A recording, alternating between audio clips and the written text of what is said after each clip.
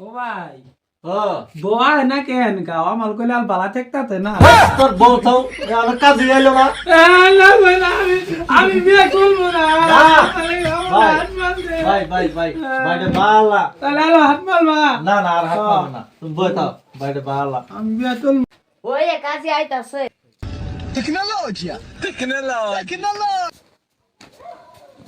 আসসালামু আলাইকুম। ওয়ালাইকুম আসসালাম সালাম কাজী সাহেব আইছুন আইলাম। তো বহেন